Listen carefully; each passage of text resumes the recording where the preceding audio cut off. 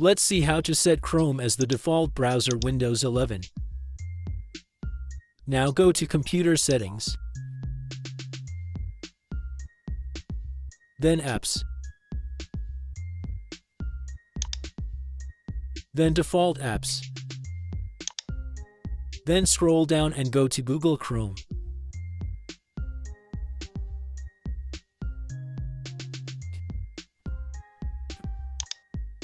Now set defaults.